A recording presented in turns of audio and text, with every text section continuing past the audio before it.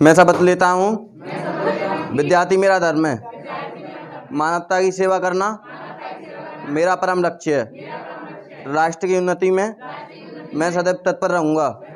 अपने कर्तव्य मार्ग पर आगे बढ़ते हुए एक स्वच्छ, सुंदर तथा भ्रष्टाचार मुक्त भारत का निर्माण करूँगा।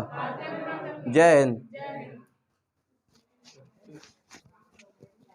तो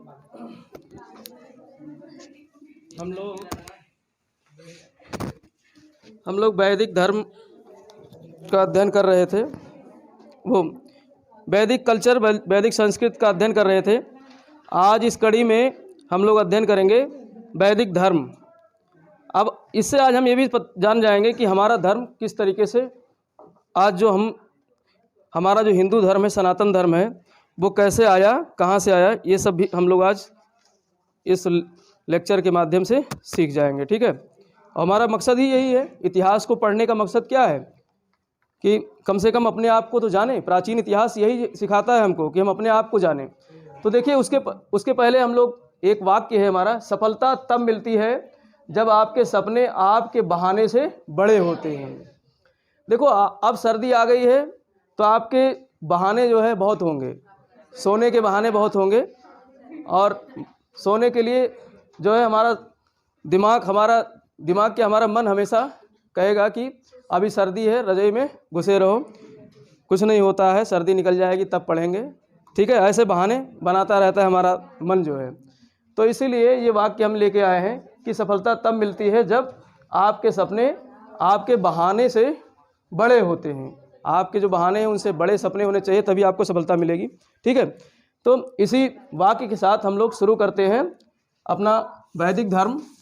देखो, अब तक हम लोगों ने क्या क्या देखा, पूरा वैदिक कल्चर का पूरा भौगोलिक विस्तार देखा, कुछ वैदिक नदियों के बारे में अध्ययन किया। ठीक है, कि उस समय जो नदियां थीं, आज के समय की नदियों को उस समय प्राचीन समय में क्या कहते थे। और इसके अलावा वैदिक समाज का अध्ययन किया, वैदिक अर्थव्यवस्था का अध्ययन किया। ठीक है, अब ये वैदिक समाज और वैदिक अर्थव्यवस्था ये धर्म से ही उत्पन्न होती है, धर्म से ही। भाई, जिनको नहीं पढ़ना रहता है खेलने चले जाओ, कृपया डिस्टर्ब ना करो। ठीक है, वैदिक धर्म की उत्पत्ति जो है, मतलब वैदिक धर्म से ही समाज बना है। वैदिक समाज और वैदिक संस्कृत और वैदिक अर्थव्यवस्था जो है धर्म से ही आधारित है। कोई भी किसी भी समाज की जो धर्म होती है वो पूरे समाज को प्रभावित करती है, चाहे वहाँ की आर्थिक गतिविधियाँ हों। अब जैसे धर्म की बात करें, जैसे जैन धर्म है, जैन धर्म कृषि क्यों नहीं करता है? क्योंकि उनका ये मानना है कि कृषि करेंगे तो उसके जो है हमारे हल से, जब हल चलेंगे खेत में, तो हल के संपर्क में जो है छोटे छोटे सूक्ष्म जीव आएंगे और उनकी मृत्यु होगी। तो इसलिए जैन धर्म व्यापार करता है। तो कहीं ना कहीं धर्म जो है आर्थिक क्रियाकलापों को भी नियंत्रित करता है। ठीक है, तो इसीलिए धर्म को पढ़ना बहुत ज़रूरी, इसके बारे में समझना बहुत ज़रूरी। जैसा कि देखो, धर्म की उत्पत्ति कैसे हुई, व्यक्ति क्यों जो है धर्म आता है व्यक्ति की। अभी इस केवल हिंदू धर्म की बात नहीं है, तमाम धर्मों का उदय होता है तो उसके पीछे कुछ ना कुछ लॉजिक होगा। और हिंदू धर्म कहाँ से आया? तो देखो, जो ऋग्वैदिक समाज था, कैसा समाज था? ऋग्वैदिक समाज कैसा था? कबीलाई समाज था कि नहीं? ऋग्वैदिक समाज कबीलाई समाज था। देखो, कुछ शब्द हैं, इनको आपको ध्यान रखना है। ऋग्वैदिक समाज कैसा था? कबीलाई समाज था। और इनका मुख्य व्यवसाय क्या था? पशुपालन था। ठीक है, नए हो तो आज समझ में नहीं आएगा, धीरे धीरे आ जाएगा। अभी कड़ी से कड़ी जोड़ते चलेंगे तो समझ में आता जाएगा। ठीक है, ऋग्वैदिक समाज हमारा कैसा था? कबीलाई समाज था। और इनका मुख्य व्यवसाय क्या था? पशुपालन। इनका मुख्य व्यवसाय पशुपालन था। ठीक है, अब आज के पशुपालन से प्राचीन समय के पशुपालन में बहुत डिफरेंस था। आज तो हम स्थायी पशुपालन करते हैं, और ऋग्वैदिक समाज के कबीलाई, और कबीलाई होते ही हैं इधर से उधर घूमने वाले। ठीक है, तो अपने पशुओं के साथ में ये क्या करते थे? यायावरी जीवन व्यतीत करते थे। यायावरी जीवन व्यतीत करते थे।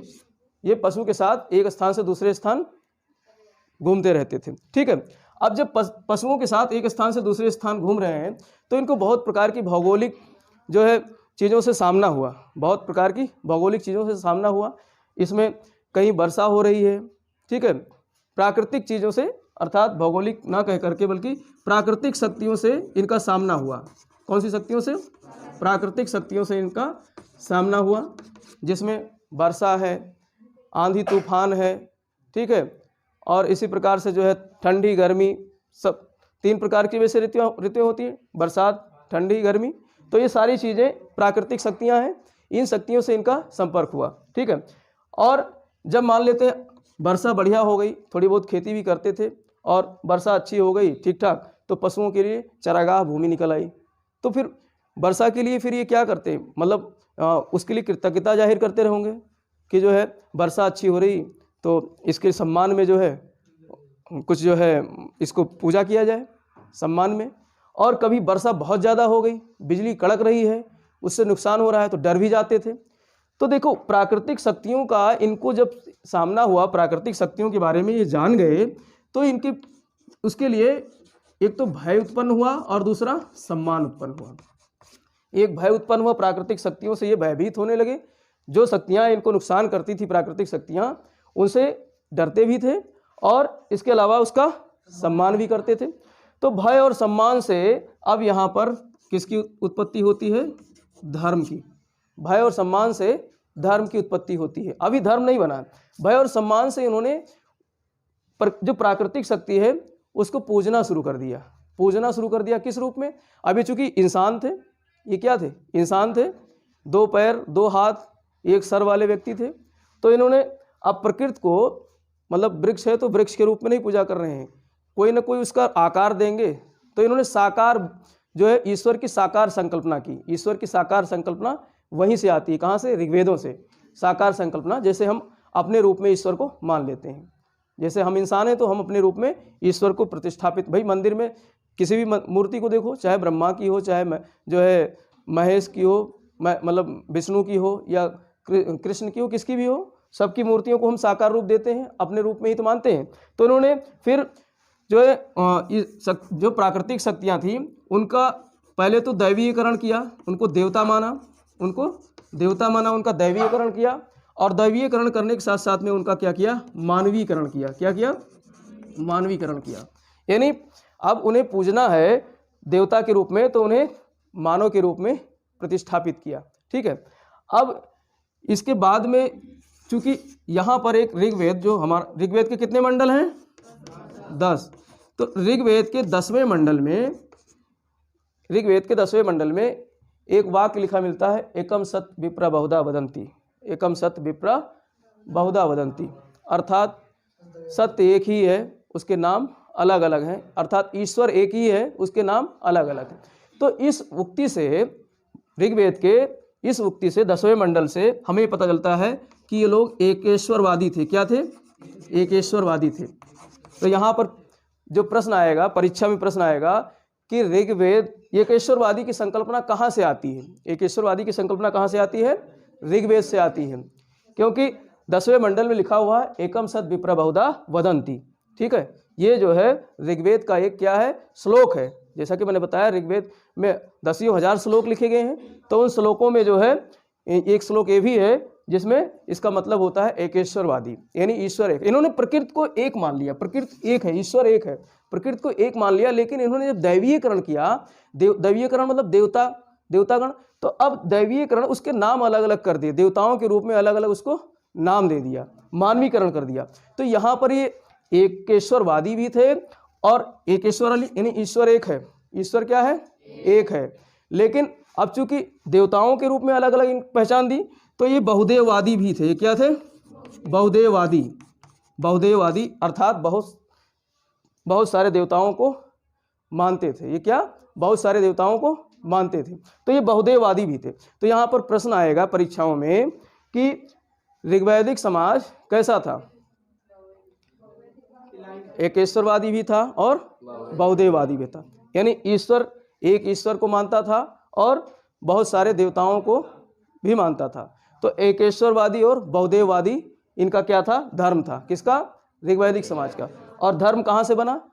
प्रकृति के सानिध्य में आए, प्रकृति के प्रति सम्मान उत्पन्न हुआ, प्रकृति से भयभीत भी हुए, ठीक है। वर्षा, आंधी, तूफान, ये सब क्या है? प्रकृति के जो है प्रकृति के अंग हैं। और इन प्रकृति के अंगों से इनका जब सामना हुआ तो उनके भय से, उनके सम्मान में इन्होंने जो है प्रकृति का दैवीयकरण कर दिया, उनको देवता मानने लगे और देवताओं की जब आराधना करनी है, पूजा करनी है तो उसे साकार रूप दिया। साकार रूप अर्थात इन्होंने इंसान का रूप दिया जिसे मानवीकरण कहा गया। तो इस तरीके से यहाँ पर जो है एकेश्वरवाद की संकल्पना जन्म लेती है। एकम सत विप्र बहुधा वदंती, ये जो है श्लोक है जो कि ऋग्वेद के 10वें मंडल में है। प्रश्न यहाँ दे देगा, सीधे यही वाक्य दे देगा, कहेगा ये जो है सूक्त, ये ऋचा, ये सूक्त, ये मंत्र कहाँ से लिया गया है? तो ये मंत्र लिया गया ऋग्वेद के 10वें मंडल से। ठीक है, तो यहाँ पर बहुदेववाद की संकल्पना स्पष्ट रूप से आती है। अब जब बहुत सारे देवता हो गए, कहते ना हिंदू धर्म में कितने देवता हैं? 33 करोड़। आज क्लियर हो जाएगा 33 करोड़ है कि कितने हैं। तो ये जो है देवताओं का एक समूह जो है, एक व्यक्ति थे। ये हमने धर्म की संकल्पना कहाँ से आई, पहला टॉपिक हमारा था धर्म की संकल्पना कहाँ से आई।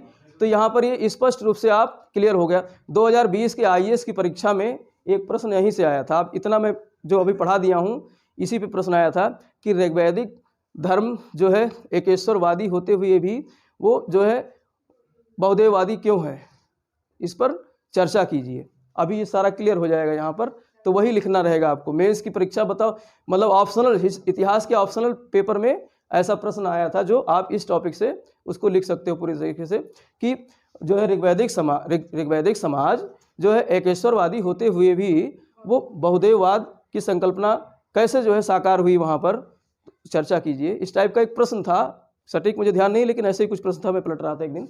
तो धर्म की संकल्पना का उदय कहाँ से होता है? इस तरीके से ऋग्वैदिक समाज में। अब इसके बाद में जब बहुदेववाद था, जब ऋग्वैदिक समाज क्या था? बहुदेववाद। तो बहुदेववाद होने के कारण बहुत सारे देवताओं की लिस्ट है। तो इस देवताओं की लिस्ट को जो है एक व्यक्ति थे जिनका नाम था यास्क, एक महान पुरुष हैं जिनका नाम है यास्क। इन्होंने एक ग्रंथ लिखी है जिसका नाम है निरुक्त। ग्रंथ का क्या नाम है? निरुक्त। तो निरुक्त नामक ग्रंथ में इन्होंने 33 प्रकार की देवताओं की लिस्ट जारी की। कितनी? 33 प्रकार के देवताओं की लिस्ट जारी की। अब ये प्रकार क्या है? इसको कोटि भी कहते हैं, कोटि भी कहते हैं। और कोटि को कभी कभी लोग करोड़ समझ लेते हैं, कोटि को कभी कभी लोग करोड़ समझ लेते हैं। इसलिए कहते हैं हिंदू धर्म में कितने देवता हैं? 33 करोड़ देवता हैं। समझ गए ना? तो 33 करोड़ नहीं, कोटि का मतलब प्रकार भी होता है। कोटि का मतलब 33 प्रकार के देवता हैं। तो इन्होंने इस 33 प्रकार के देवताओं की एक लिस्ट बनाई। उस लिस्ट में इन्होंने कहा कि कुछ देवता आकाश के देवता हैं और कुछ देवता अंतरिक्ष के देवता हैं और कुछ देवता जो है पृथ्वी के देवता हैं। किसके? पृथ्वी के। तो इन्होंने अब जब 33 हैं तो 11 देवताओं की समूह बनाई। 11 देवता इन्होंने आकाश के गिनाए, 11 देवता इन्होंने अंतरिक्ष के और 11 देवता इन्होंने पृथ्वी के गिनाए। तो इस तरीके से 33 प्रकार के देवताओं की एक लिस्ट जारी की गई है। हाँ, वहाँ पे ये भी प्रश्न था कि ऋग्वैदिक देवताओं का वर्गीकरण प्रस्तुत कीजिए। अब ये वर्गीकरण आप ऐसे ही कर सकते हो। यास्क के अनुसार जो इन्होंने निरुक्त नामक ग्रंथ लिखी, तो निरुक्त नामक ग्रंथ में इस प्रकार से इन्होंने 33 प्रकार के देवताओं की जो है लिस्ट बनाई, जिसमें आकाश को 11 देवता समर्पित हैं, अंतरिक्ष को 11 देवता समर्पित हैं और पृथ्वी को 11 देवता समर्पित हैं। तो अब इसमें देखो, एक देवता जो सब में है, कॉमन है, कौन? अग्नि देवता। अग्नि देवता सभी में कॉमन है, सब में इसका स्थान है, लेकिन मूलतः ये पृथ्वी का देवता है। अग्नि मूलतः किसका देवता है? पृथ्वी। अब अग्नि कहाँ से, अग्नि को देवता कैसे माना? देखो, अग्नि हमें जो है सुबह से शाम तक जो है ऊर्जा प्रदान करती है। ठीक है भाई, सूर्य है तब तक तो सूर्य से ऊर्जा आ रही, नहीं तो उसके बाद में फिर खाना पकाना या सब कुछ सारा काम तो अग्नि से ही हो रहा है। पहले क्या करते थे, जब लाइटर माचिस और माचिस हुआ करते थे, माचिस तो बहुत पहले से, लाइटर वगैरह नहीं होते थे और माचिस भी गाँव में नहीं होती थी ज़्यादा। एक डिबिया माचिस लाते थे, 2-3 महीने चलती थी पहले, हमें ध्यान है। तो क्या करती थी गाँव की महिलाएँ, क्या करती थी, एक अग्नि का कंडा जो वो कंडे को अग्नि से प्रज्वलित कर लेती थी और उसे जो है चौके में दबा करके ऊपर से राखी से दबा कर रख देती थी और पूरे रात वो सुलगता रहता था। फिर सवेरे उसी से अग्नि प्रज्वलित करती थी।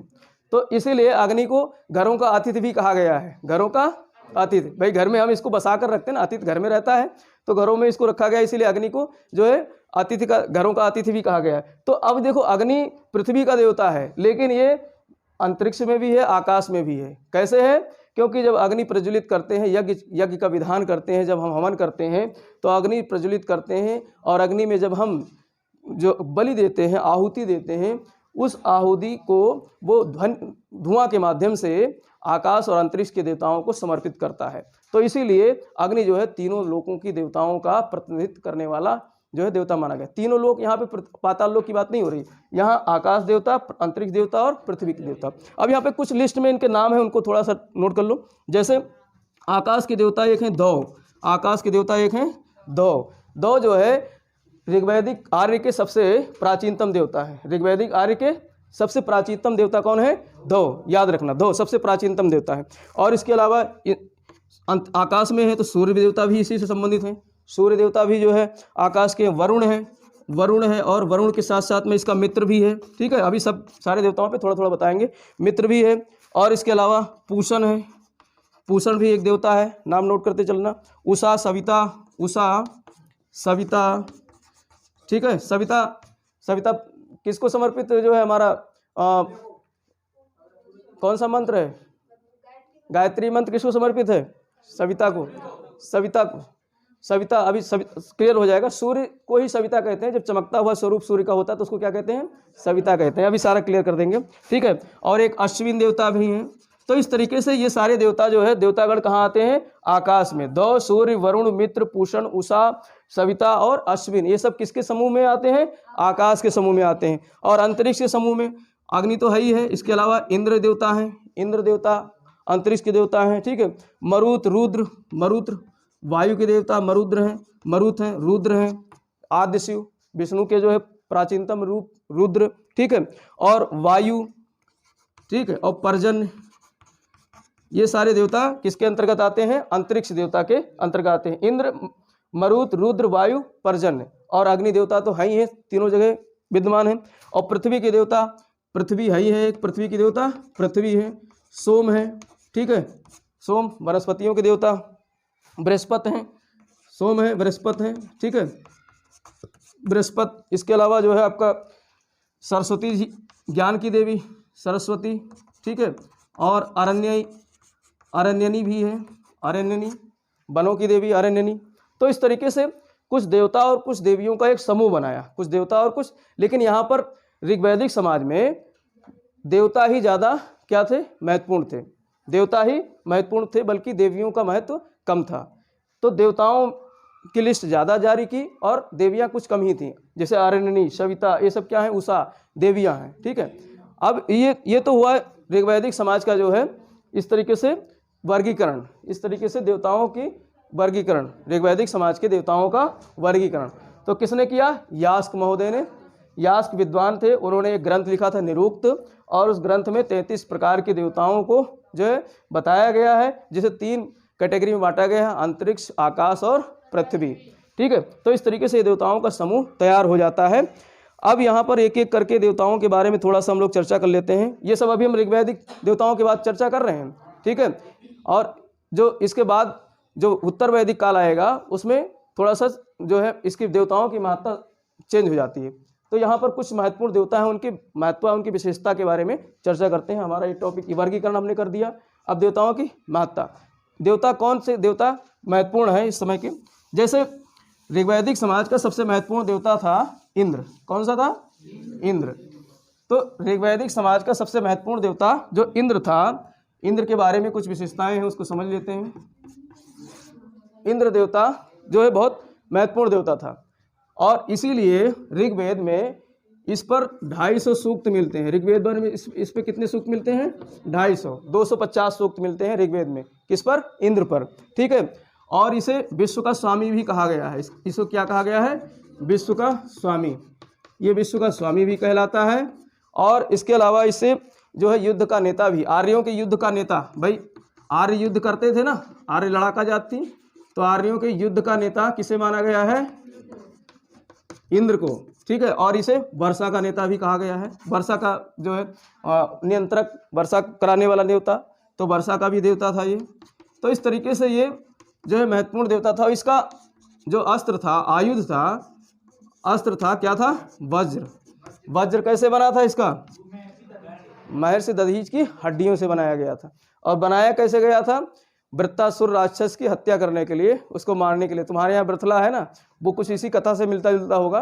वृत्तासुर राक्षस को मारने के लिए जो है इसका वज्र, दधीच ने अपने हड्डियों को त्याग किया था और उसे वज्र बनाया गया था। ठीक है, वज्र बना करके फिर उससे जो है वृत्तासुर का वध किया गया था। तो इसका आयुध क्या था? वज्र था। और इसके कुछ नाम भी हैं, इसके कुछ उपनाम भी हैं इंद्र के अलावा भी। इसे देखो पर्यायवाची भी हिंदी में आएगी, इंद्र की पर्यायवाची, तो यहाँ वो सब बता देता हूँ मैं। जैसे इसका एक नाम है क्या जो है, एक तो वृत्तासुर को मारा था तो वृत्तासुर हंता इसका नाम है। क्या नाम है? वृत्तासुर हंता, क्योंकि वृत्तासुर को इसने मारा था इसलिए इसको क्या कहा गया? वृत्तासुर हंता। और ये किलों को भेदता था, तो इसको पुरंदर भी कहा गया। क्या कहा गया? पुरंदर। किले को ध्वस्त करता था। आर्य जब युद्ध के लिए जाते थे तो इस देवता का आह्वान करते थे और इसी देवता के आह्वान पे किलों को नुकसान पहुंचाया जाता था, दूसरे के किलों को गिराया जाता था, तो इसीलिए इसको पुरंदर भी कहा गया। इसको दूसरा नाम क्या है? पुरंदर। और ये वर्षा कराता था, बादल को भेद करके वर्षा कराता था, तो इसको पुराभिद भी कहा गया। पुरभिद, इसको क्या कहा गया है? पुरभिद। पुर मतलब बादल को भेदने वाला, वर्षा का देवता है, बादल भेदेगा तभी तो वर्षा होगी, तो इसको पुरभिद भी कहा गया है। और इसके अलावा ये दानी था, ये दान भी करता था, तो इसको मधवान कहा गया है। क्या कहा गया है? मधवान। ये समझ लो इसके पर्यायवाची हैं इंद्र के। तो मधवान क्या है? इंद्र का पर्यायवाची है। ये दानी था इसीलिए इसको मधवान भी कहा गया है। और ये सोम रस का पान करता था, सोम एक जो है पेय पदार्थ था, तो इसको सोमपा भी कहा गया। सोमापा भी कहा गया है, इसको सोमपा या सोमापा कहा गया है। किसको? इंद्र को। ठीक है। और इसके अलावा इसके पास 100 शक्तियों का बल था। कितना बल था? 100 शक्तियों का बल था लगभग, मतलब इतना बलशाली ये था, तो इसको जो है सत्कृति भी कहा गया। क्या कहा गया है? सत्कृति। 100 शक्तियों का बलशाली था इसे, इसलिए सत्कृति भी कहा गया है। ठीक है। और इसके अलावा चूँकि हमारा संबंध जो है ईरान से भी रहा है, प्राचीन समय से ईरान से भी रहा है। ईरान का एक ग्रंथ है जिसका नाम है जिंद अवेस्ता। ईरान का एक ग्रंथ है, क्या नाम है उसका? जिंद अवेस्ता। अब प्रश्न आएगा, जिंद अवेस्ता कहाँ का ग्रंथ है? ईरान का ग्रंथ है। तो जिंद अवेस्ता में इंद्र को जो है यहाँ पर इसका जो नाम मिलता है अहुर मजदा। क्या नाम मिलता है? अहुर मजदा। तो अहुर मजदा किसको कहा गया है? इंद्र को कहा गया है। और कहाँ पर कहा गया है? फारस में, ईरान में। ईरान की ग्रंथ में इसका नाम लिखा मिलता है अहुर मजदा। ठीक है। तो ये जिंद अवेस्ता में, तो इस तरीके से इंद्र के बारे में। और ये इंद्र सबसे प्रमुख देवता था आर्यों का, सबसे प्रमुख, इसलिए प्रथम नंबर पे ये आता है। अब यही उत्तर वैदिक काल में देवताओं की महत्ता में परिवर्तन आ जाता है। यहाँ पर इंद्र है और वहाँ पर प्रजापति होते हैं, ब्रह्मा होते हैं। उत्तर वैदिक काल में आर्यों के सबसे प्रमुख देवता कौन हो जाते हैं? प्रजापति या ब्रह्मा। ठीक है। तो इस तरीके से ये इंद्र हो गए इंद्र के बारे में। अब दूसरे नंबर के जो देवता हैं अग्नि हैं। दूसरे नंबर के देवता कौन है? अग्नि। दूसरे नंबर के देवता हैं आपके अग्नि। तो अग्नि के बारे में थोड़ा चर्चा कर लेते हैं। ठीक है। अब अग्नि दूसरा महत्वपूर्ण देवता है और ऋग्वेद में 200 सूक्त है इस पे। कितने सूक्त हैं? 200 सूक्त हैं। इंद्र पे 250 सूक्त हैं और अग्नि पे 200 सूक्त हैं। ठीक है। और इसे जो है मानव और देवताओं के बीच मिलाने वाला कड़ी भी कहा जाता है। मानव और देवता के बीच मध्यस्थता करता था, मानव और देवता को मिलाता था। कैसे? जब मानव यज्ञ करते थे तो जब आहुति देते थे, हवन करते थे, तो उससे धुआं उत्पन्न होता था और वो धुएं के माध्यम से जो आहुति होती थी वो देवताओं तक पहुंचाते थे। भाई जो पुरोहित होता था वो पुरोहित जो है मंत्र उच्चारण करता था। फिर व्यक्ति जो है, जो यजमान होते थे, भाई जो यजमान कौन होता है? जो यज्ञ कराता है, उसको यजमान कहते हैं। तो यजमान जो यज्ञ कराता था वो पुरोहित जो है जिस देवता का आह्वान करता था उस देवता के नाम से यजमान क्या डालता था? आहुति डालता था, बलि डालता था। ठीक है। आहुति को क्या कहा गया? बलि। तो बलि डालता था। और बलि देखो एक और चीज़ है, बलि क्या है? नहीं, बलि ऋग्वैदिक समाज में और भी किसके लिए इस्तेमाल हुआ है? टैक्स के लिए। यही तो ध्यान रखना है। और बलि टैक्स के लिए भी है और बलि आहुति को भी कहा गया है। ठीक है। तो बलि बकरे की भी दी जाती है, लेकिन यहाँ पर जो है ज़्यादातर मात्रा में जौ वगैरह की बलि दी जाती थी। ठीक है। तो ये मानव और देवता के बीच क्या कड़ी था अग्नि, क्योंकि अग्नि प्रज्वलित होती है यज्ञ में और उसका धुआं निकलता है, तो उसमें जो आहुति, आज भी हम आहुति देते हैं किस लिए? कि उसका धुआं जो है आसपास के वायुमंडल को स्वच्छ रखे। ठीक है। देवताओं को प्रसन्नता होती है उससे। तो इस तरीके से अग्नि द्वारा देवताओं को प्रसन्न करने के लिए ये काम, इसीलिए मानव और देवता का ये क्या था? जो है मध्यस्थता करता था। और चूंकि जब ये मानव और देवताओं का मध्यस्थता करता था, देवता तो तीनों लोकों में है, पृथ्वी, अंतरिक्ष और आकाश, तो इसलिए इंद्र को तीनों लोगों का देवता भी, वो अग्नि को तीनों लोगों का देवता भी कहा गया। इंद्र को नहीं, अग्नि को, तीनों लोगों का ये देवता था। तीनों लोगों का, यहाँ पर पाताल लोक की बात नहीं हो रही।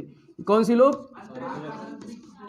अंतरिक्ष, आकाश और पृथ्वी, तीनों लोगों का ये देवता भी था। ठीक है। और ये चूंकि हर घर में सुबह से शाम तक रहता है तो इसको अतिथि भी कहा गया है। प्रत्येक घर का ये क्या है? अतिथि है। तो ये अग्नि के बारे में हो गया। ये दूसरा महत्वपूर्ण देवता है किसका? आर्यों का, ऋग्वैदिक आर्यों का दूसरा महत्वपूर्ण देवता है। अब तीसरे देवता की बात करते हैं। तीसरा देवता इनका महत्वपूर्ण आर्यों का जो था वरुण था। कौन था? वरुण। ठीक है। वरुण के बारे में जो है 33 सूक्त मिलते हैं। कितने? 33। कहीं 30 मिलेगा, कहीं 33 मिलेगा। तो इस तरीके से हम अधिकतम सूक्त की बात कर रहे हैं। 33 सूक्त मिलते हैं ऋग्वेद में। सूक्त मतलब ये मंत्र, ठीक है, ऋचाएं, 33 ऋचाएं मिलती हैं इनके। और इसे जल और समुद्र का देवता माना गया है। इसे जल और समुद्र का देवता माना गया है। जल और समुद्र का देवता कौन है? वरुण है। ठीक है। जल और समुद्र का देवता इसे माना गया है। और ये जो है ऋतु का देवता भी कहा जाता है। ऋत का देवता, ऋत का देवता, यानी ऋत का ये संरक्षक था। ऋत का संरक्षक था। ऋत क्या है? जो हमारी ऋतुएं हैं वही तो ऋत हैं। ये इन्होंने मतलब एक ऋतु को लगभग 4 महीने का माना है। आज भी मानते हैं। 3 ही मुख्य प्रकार की ऋतु हैं। कौन कौन से? वर्षा, गर्मी, सर्दी। ठीक है। तो ये ऋतु का संरक्षक था। यानी नई ऋतु जो आ रही है और पुरानी ऋतु जाएगी। अब ऐसा थोड़े नहीं कि वर्षा होने लगी तो पता चला पूरे सालों साल वर्षा हो रही है, गर्मी पड़ रही तो पूरे सालों साल गर्मी पड़ रही है। तो इन्होंने देखा कि प्रकृति में परिवर्तन हो रहा है, ऋतुओं में परिवर्तन हो रहा है। तो इसलिए वरुण को ये जिम्मेदारी दे दी कि वरुण जो है ऋतु का नियंता है, ऋतु का संरक्षक है। तो इसलिए वरुण को ऋतु का संरक्षक भी कहा जाता है। और इसीलिए इसको ऋतस्य गोपा कहा गया है। क्या कहा गया है? ऋतस्य गोपा। ऋग्वेद में इसका नाम मिलता है इंद्र का ऋतस्य गोपा। क्या नाम मिलता है? ऋतस्य गोपा। क्योंकि ये ऋतु का नियामक था। ऋतु का नियामक था। क्या था? ऋतु का नियामक था, ऋतु को नियंत्रित करने वाला था। इसीलिए इसको क्या कहा गया? ऋतस्य गोपा। ठीक है। ये क्लियर हुआ। और इसके अलावा जो है अच्छा, एक चीज हमने किसके लिए बताया था वहां पर?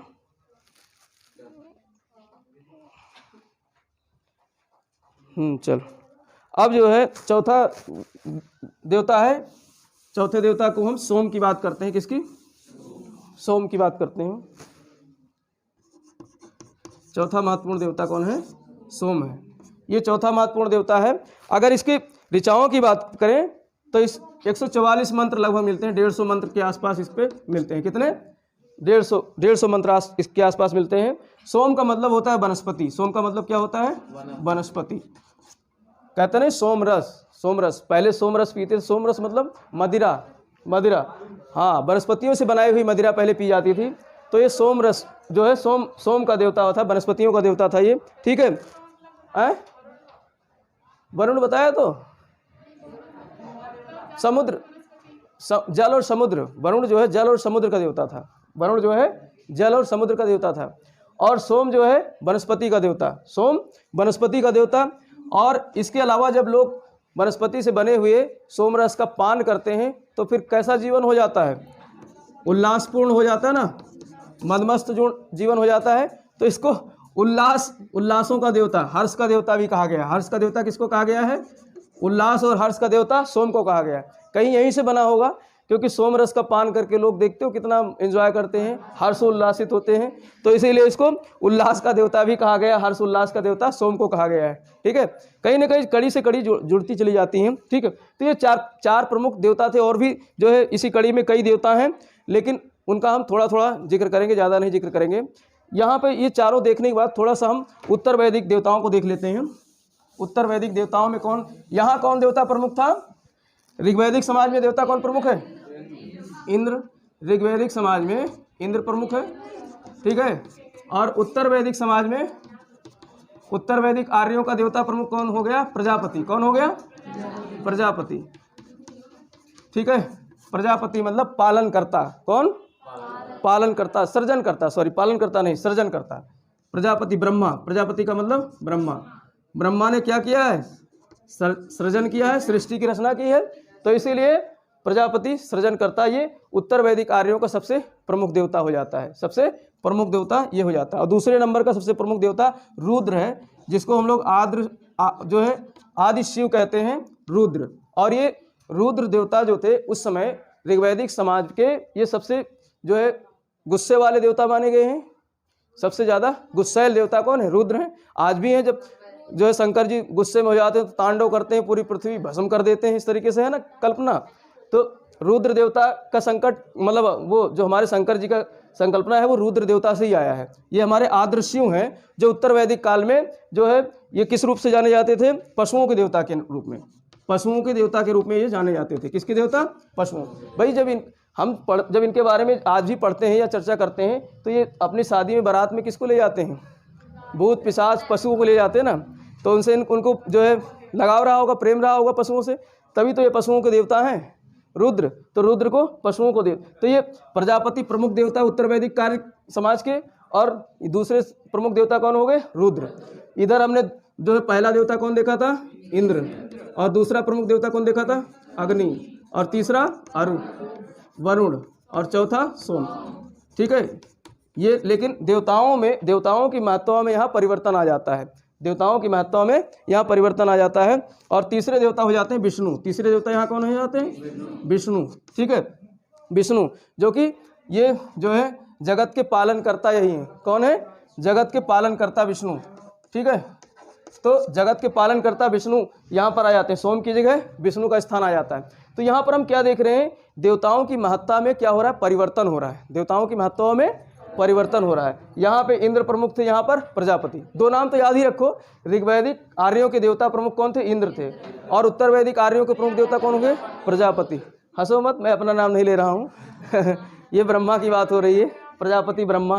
भाई उनको साकार रूप तो देना है, उनका जो है एक जो है आकार देना है, साकार करना है, तो इसलिए उन्होंने नाम भी रख दिया प्रजापति। प्रजापति का मतलब ये शब्द वहीं से आया है, प्रजापति।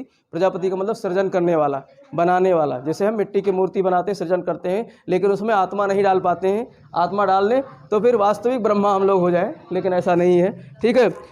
और यहाँ पर जो है इसके अलावा रुद्र के लिए अथर्ववेद में, अथर्ववेद एक वेद है ना, चौथा वेद, क्या नाम है? अथर्ववेद। अथर्ववेद में जो है प्रजापति जी ने, ब्रह्मा जी ने रुद्र को चारों दिशाओं का स्वामी बताया है। क्या बताया है? चारों दिशाओं का स्वामी। यानी कहीं ना कहीं रुद्र देवता की भी प्रजापति के बाद महत्ता स्थापित थी। उत्तर वैदिक आर्यों के समाज में रुद्र देवता की भी महत्ता स्थापित। जब प्रजापति स्वयं कह रहे हैं, ईश्वर प्रजापति स्वयं कह रहे हैं कि जो है रुद्र जो है चारों दिशाओं का स्वामी है। ठीक है, तो इस तरीके से ये जो है इसके अलावा जो है वरुण भी था यहाँ पर। वरुण को अब केवल जल का देवता माना गया, वरुण को जल का देवता माना गया। और इसके अलावा एक देवता है पूषण, मैंने बताया नहीं था? पूषण जो है उत्तर वैदिक आर्य में ये जो है शूद्रों का देवता हो जाता है। किसका? ये प्रश्न कई बार आ चुका है।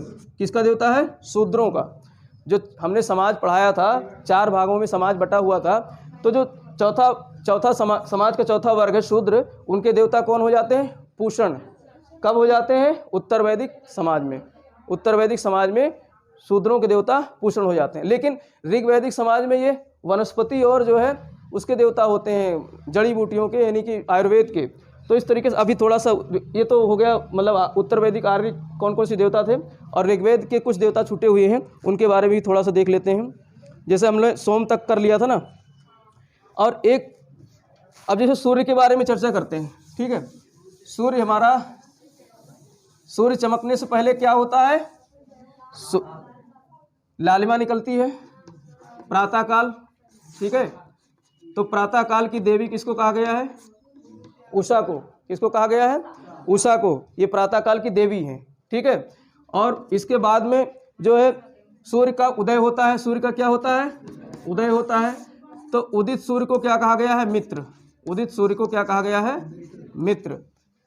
उषा प्रातःकाल की देवी। फिर उषा के बाद सूर्य निकलेगा, तो सूर्य के निकलने की स्थिति को क्या कहा गया है? मित्र देवता।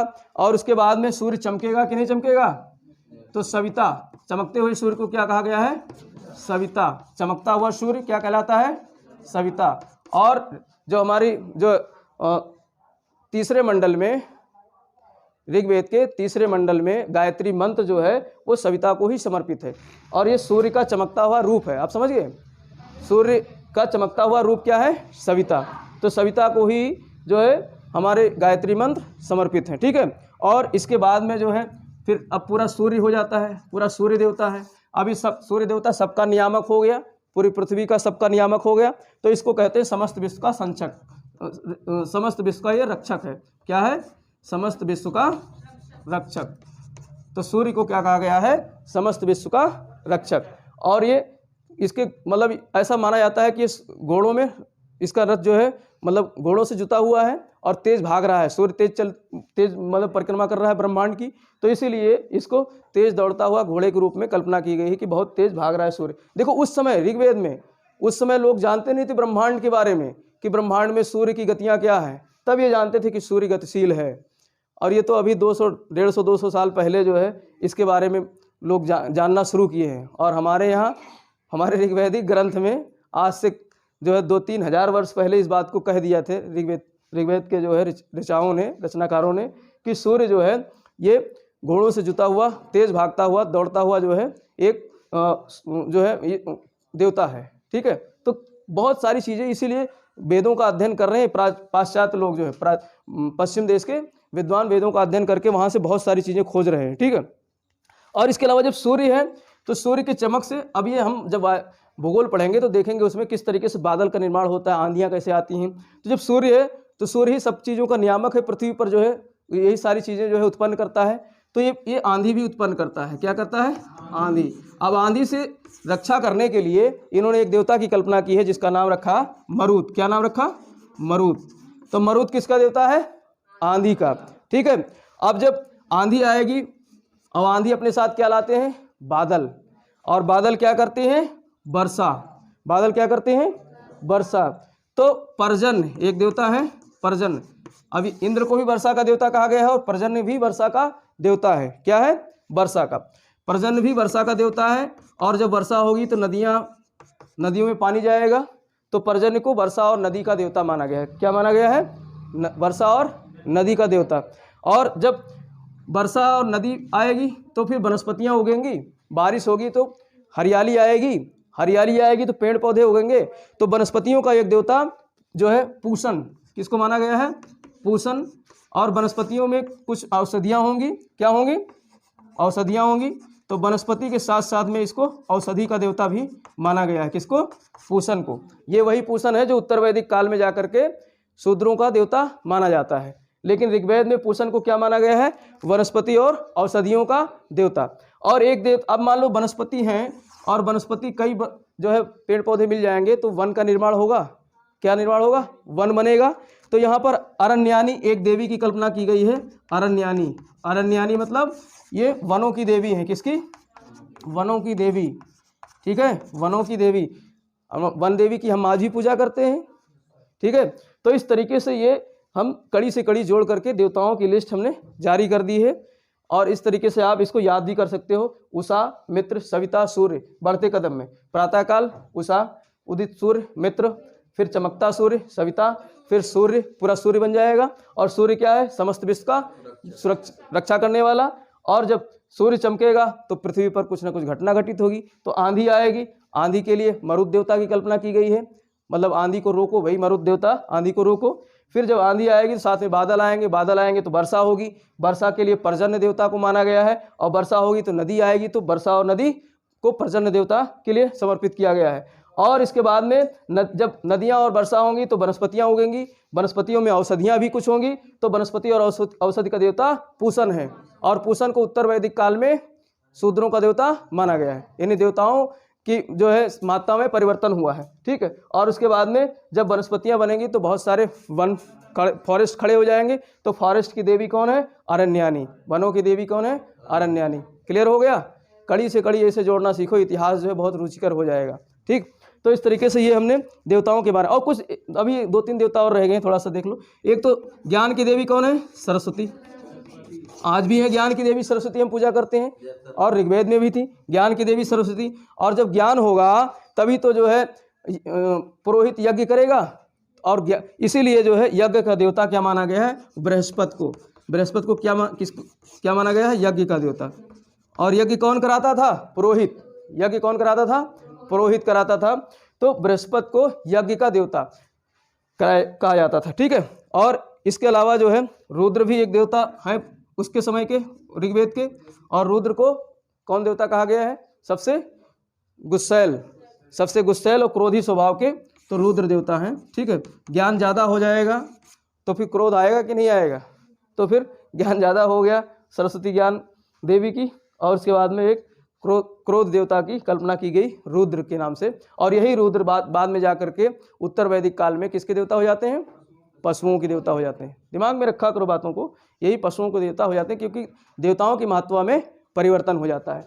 तो इस तरीके से हमने देवताओं की महत्ता की चर्चा कर ली। अब हम चर्चा करेंगे जो है उपासना की पद्धति। उपासना की क्या क्या पद्धतियाँ थी,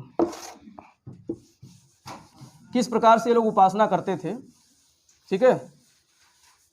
तो उपासना की रीति क्या थी और पद्धति। देखो, जो ऋग्वैदिक आर्य थे उनकी उपासना की रीति जो है बहुत सिंपल थी। ऋग्वैदिक आर्य जो थे उपासना या प्रेयर जो करते थे, हाँ प्रेयर, उपासना मतलब प्रेयर।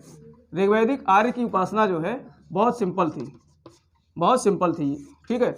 और ये स्तुति पाठ करते थे, सिर्फ जो है ईश्वर को याद करते थे, बहुत देवताओं को याद करते थे, तो स्तुति पाठ ये करते थे, ठीक है। और स्तुति पाठ के साथ साथ ये कभी कभी यज्ञ भी कर लेते थे, कभी कभी यज्ञ भी कर लेते थे, लेकिन बहुत ज़्यादा यज्ञ प्रचलित नहीं था इस समय।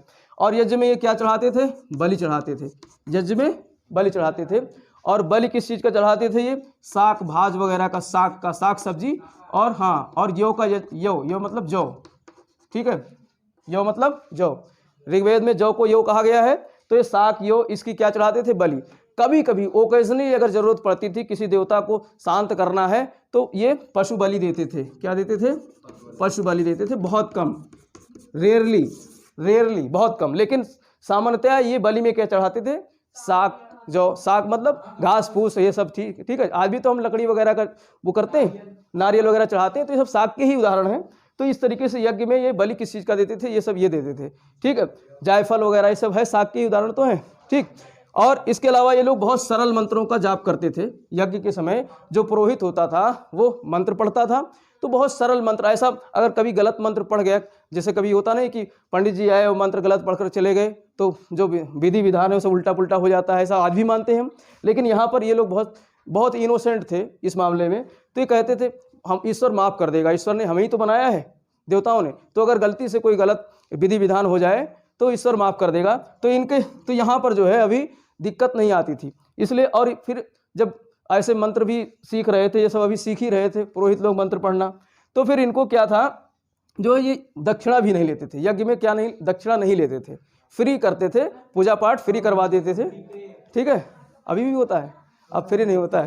तो ये इनका जो है, तो कहने का मतलब इनका यज्ञ जो है सरल था, यज्ञ इनका क्या था? सरल था। और बलि बहुत सिंपल थी, सिर्फ जो है साग और जौ का बलि चढ़ाते थे। लेकिन उत्तर वैदिक काल आते आते बहुत बड़ा परिवर्तन आता है। उपासना की पद्धति में, प्रेयर की पद्धति में, रीति में परिवर्तन आ जाता है। कब? उत्तर वैदिक काल में। स्तुति पाठ तो खैर अभी भी जारी थी, स्तुति पाठ भजन पाठ कर रहे थे, लेकिन यज्ञ के विधान में बहुत परिवर्तन आया है। यज्ञ का विधान बहुत परिवर्तित हो गया। अब यज्ञ जो होते थे वो दो प्रकार के यज्ञ होने लगे। एक सार्वजनिक यज्ञ, सार्वजनिक का मतलब समूह में बैठ करके कर रहे हैं राजा वाजा के साथ में, और एक घरेलू यज्ञ। एक कौन सी यज्ञ? घरेलू। दो प्रकार के यज्ञों का प्रचलन हुआ। तो यज्ञ सबसे ज़्यादा प्रचलित कब होते हैं? उत्तर वैदिक काल में, ठीक है। और यज्ञों में जो है पशु बलि की जो है बलि प्रथा में पशु बलि चढ़ाई जाने लगी, और पशु के साथ साथ कभी कभी मानव बलि भी दी जाने लगी। मानव बलि अभी 2-3 यज्ञ आएंगे जहाँ बताएंगे, वहाँ पर मानव बलि भी दी जाती है। तो पशु बलि के साथ साथ मानव बलि भी दी जाने लगी। अब इनका कर्म कांड जो था, यज्ञ के साथ साथ जो कर्म कांड था बहुत कठोर हो गया। अब ऐसा मानने लगे पुरोहित लोग, ऐसा धमकाने डराने लगे कि कर्म कांड अगर अच्छा नहीं करे, पशु की बलि नहीं दिए, तो फिर उसमें जो है अनर्थ हो जाएगा। आप जो ये व्यवस्था करा रहे हो, जो भी संचालन कर रहे हो, विघ्न पड़ जाएगा उसमें। तो अब देखो यहाँ पे पशु बलि का एक वो भी आता है। यहाँ पे अतिथि को गोधन कहा जाता है। क्या कहा जाता है? गोधन, गोघ्न या गोधन। अतिथि को, जो अतिथि मतलब जो मेहमान आता था उसको क्या कहते थे? गोधन। क्योंकि अतिथि को क्या खिलाते थे? गोमांस। अतिथि को गाय का मांस भी खिलाने लगे। यहाँ पर गायों को मारना वर्जित था और यहाँ पर गाय का मांस अतिथि लोगों को खिलाने लगे। तो इसलिए अब ये क्योंकि पशु बलि होती थी ना, तो पशु बलि से ही जो है अतिथि को खुश करने के लिए गोमांस खिलाया जाता था। तो ये इतना चेंजेज आया यहाँ पर। और यज्ञ में दान दक्षिणा भी लेने लगे, पुरोहित लोग दान दक्षिणा भी लेने लगे, बहुत भयंकर लेते थे।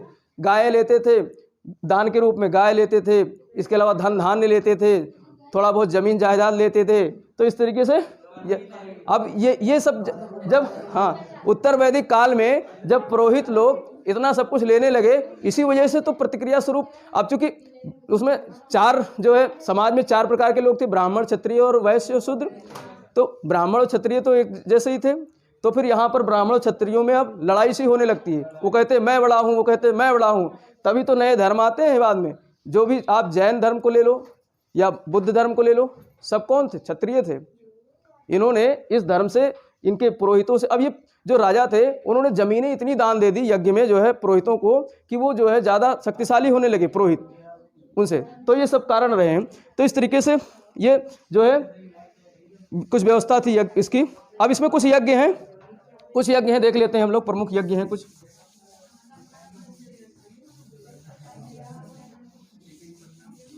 देखो एक यज्ञ, देखो 2-3 यज्ञ तो हम पहले भी देख चुके हैं।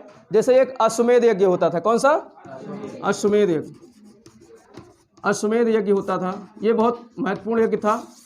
अश्वमेध यज्ञ सबसे महत्वपूर्ण यज्ञ माना गया है। और ये किस लिए किया जाता था? राज्य विस्तार के लिए। किस लिए? राज्य विस्तार के लिए। भाई घोड़ा छोड़ा जाता था ना, घोड़ा हाँ, जहाँ तक जाएगा वहाँ तक राज्य हो जाएगा। तो ये 2-3 दिन तक चलने वाला यज्ञ था। कितने दिन तक? 2-3 दिन तक चलने वाला यज्ञ था। तो ये और जब यज्ञ समाप्त होता था तो यहाँ पर 600 साणों की बलि दी जाती थी। कितने? 600 साणों की बलि दी जाती थी। और कुछ घोड़े भी इसमें जो है चढ़ाए जाते थे। 600 साणों के साथ में कुछ घोड़े भी बलि चढ़ाई जाती थी। तो ये अश्वमेध यज्ञ था। और अश्वमेध यज्ञ के अलावा राजसूय यज्ञ भी करते थे। राजसूय यज्ञ भी करते थे। कौन सा यज्ञ? राजसूय यज्ञ। ठीक है। राजसूय यज्ञ कब होता था? जब राजा जो है बैठता था गद्दी पे, राज्याभिषेक होता था। राज्याभिषेक के समय, अब राज्याभिषेक करेगा मतलब कोई राजा नया राजा कोई बना जैसे, ठीक है, नया राजा बना और वो भी राजा ऐसा बना अपने बाप को मार करके बन गया नया राजा। ठीक है। हालांकि यहाँ ऐसे उदाहरण नहीं आते, मैं एक ऐसे ही बात कर रहा हूँ। अब वो खुश होगा ना, तो जो राजसूय यज्ञ कराने आएगा जो पुरोहित, उसको तो बहुत खुशी में दान देगा। तो यहाँ तक ये कभी कभी 2,40,000 गायें दान दे देता था पुरोहित को। 2,40,000 सर्वाधिक गायें दान कहाँ दिया जाता था? राजसूय यज्ञ में। क्योंकि राज्याभिषेक का ये जो है यज्ञ था, राजा बनता था व्यक्ति और राजा बन के खुशी खुशी में दान कर देता था, बहुत ज़्यादा दान करता था। ठीक है। और इसके अलावा वाजपेय यज्ञ भी, हाँ, वाजपेय यज्ञ भी हम लोग देखें। वाजपेय यज्ञ किस लिए होता था? हाँ, सैन्य प्रदर्शन के लिए, या फिर जो है शक्ति प्रदर्शन, राजा अपनी शक्ति का प्रदर्शन करता था। ठीक है। तो इसमें रथ दौड़ वगैरह शामिल था। राजा की शक्ति प्रदर्शन लिख लो। वाजपेय यज्ञ किस लिए था? राजा की शक्ति प्रदर्शन का। ये आज भी होता है, 26 जनवरी को होता है शक्ति प्रदर्शन।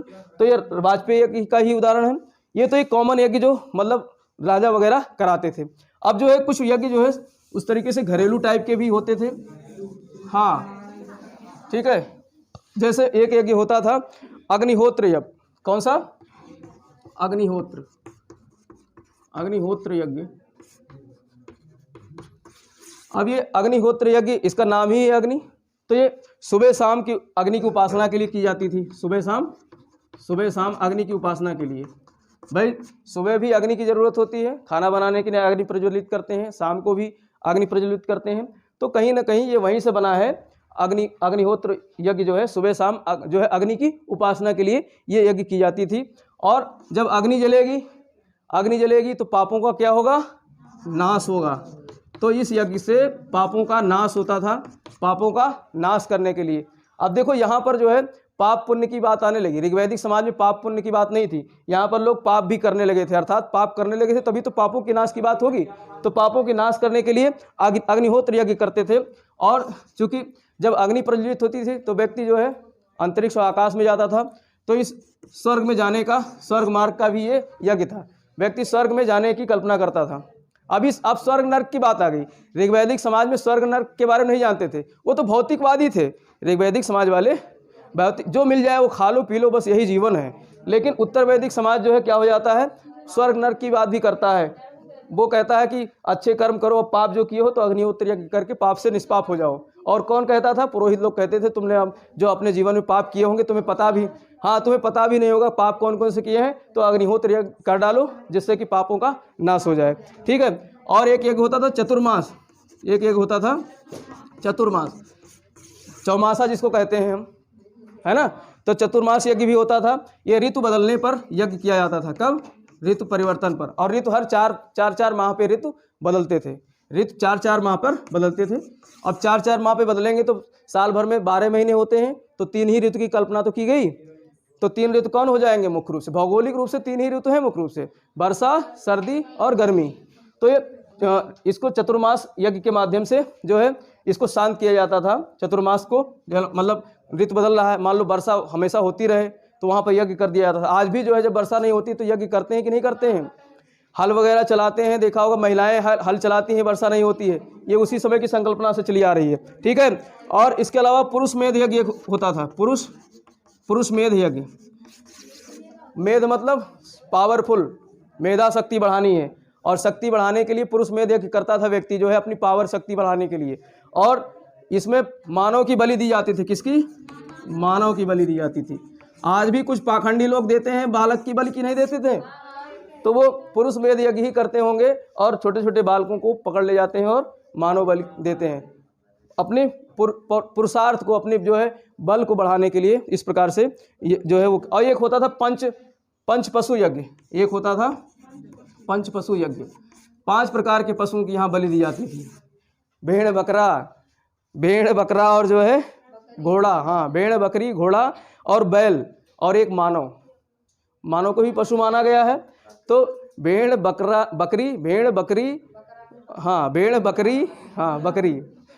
बकरी और जो है भैंसा, घोड़ा भैंसा और एक मानव, तो 5, इसीलिए इसको पंच पशु यज्ञ कहा गया है। 5 पशुओं की यहाँ पर बलि दी जाती थी। ठीक है। तो ये तो हो गया कुछ यज्ञ, जो ये सब कब के यज्ञ हैं? उत्तर वैदिक काल के। पूर्व वैदिक काल में खाली राजसूय यज्ञ का प्रभाव वो मिलता है, वहाँ पर राजसूय यज्ञ ही मिलता है पूर्व वैदिक काल में। ठीक है। अब यहाँ पर हम लोग चर्चा करेंगे, बस एक लास्ट टॉपिक है हमारा, जो है उपासना का उद्देश्य। उपासना का उद्देश्य, क्यों उपासना? भाई कोई भी व्यक्ति उपासना क्यों करेगा? तो ऋग्वैदिक, इसको भी 2 पार्ट में देखते हैं। जो पूर्व वैदिक है, पूर्व वैदिक के जो आर्य थे वो क्यों करते थे?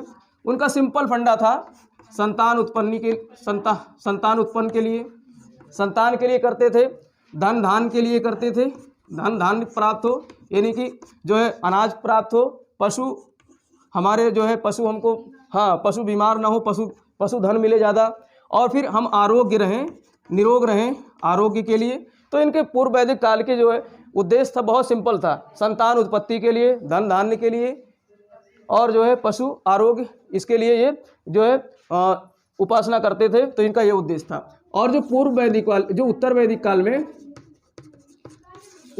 काल में इसमें जो है ये, अब ये सारी चीज़ें क्या है? लौकिक है ना, ये सारी चीज़ें क्या है? लौकिक हैं। मतलब इसी लोक की तो बात कर रहे हैं भाई, संतान इसी लोक की बात है, धन धान इसी लोक की बात है, पशु आरोग्य, ये सब अपनी ही बारे में यज्ञ करते थे कि हम स्वस्थ रहें, सब कुछ रहे, हमको जो है भौतिक चीज़ें मिलती रहें। तो इसलिए ये पूजा करते थे, उपासना करते थे। लेकिन उत्तर वैदिक काल में लौकिक के साथ साथ में पारलौकिक, अब पारलौकिक की बातें भी होने लगी। पारलौकिक मतलब परम ब्रह्म की, मतलब ऊपर स्वर्ग जाना है हमको, तो मतलब नरक ना जाएं, स्वर्ग ही जाएं, इसके लिए उपासना करेंगे। पंडित जी कहेंगे कि आप जो है ये वाला यज्ञ कर लो तो आप स्वर्ग जाओगे। ठीक है। तो इसलिए पारलौकिक जो है कारणों से भी अब क्या करने लगे? यज्ञ करने लगे। तो इसमें जो है पुनर्जन्म की बात आती है। अभी पुनर्जन्म यहाँ नहीं था, अब पुनर्जन्म कहाँ से आ गया? पूर्व उत्तर वैदिक काल में। प्रश्न आएगा पुनर्जन्म की संकल्पना कब आती है? उत्तर वैदिक काल में। पूर्व वैदिक काल में तो जानते ही नहीं, तो जानते थे हम खा पी करके मर जाएंगे, खत्म। और उत्तर वैदिक काल में यहाँ पर अब ये कहते थे अरे अभी तो कम भोगे हैं, जीवन अभी दोबारा मिलना चाहिए, सुख सुविधाओं का पूरा भोग कहाँ कर पाए हैं, अभी तो दोबारा लौट कर आएंगे। तो फिर ये यज्ञ करते थे। यज्ञ करते थे, पूजा करते थे कि हे भगवान हमको फिर से ईश्वर बना वो इंसान बना करके इस पृथ्वी पर भेजना, जिससे जो बाकी चीज़ें रह गई हैं, यानी मोह माया में लिपटे हुए थे। तो इस तरीके से ये सारी चीज़ें पारलौकिक यज्ञ भी करते थे। और शतपथ ब्राह्मण में इस चीज़ का जो है जिक्र मिलता है। शतपथ ब्राह्मण में एक ब्राह्मण ग्रंथ था, कौन सा? शतपथ ब्राह्मण। शतपथ ब्राह्मण ग्रंथ में इस पारलौकिक जो है उद्देश्य का पता चलता है कि ये लोग पारलौकिक चीज़ों का भी पुनर्जन्म को लेकर के, और इसके अलावा मोक्ष प्राप्ति भाई इनका एक उद्देश्य था कि मतलब ठीक से जो है जो पाप किए हैं उससे जो है मोक्ष मिल जाए। तो इस तरीके से ये लौकिक के साथ साथ इनका उद्देश्य पारलौकिक भी था। तो इस तरीके से यहाँ पर हमारा ये पूरा जो है धर्म खत्म होता है। ठीक, ज़्यादा समय तो नहीं हुआ।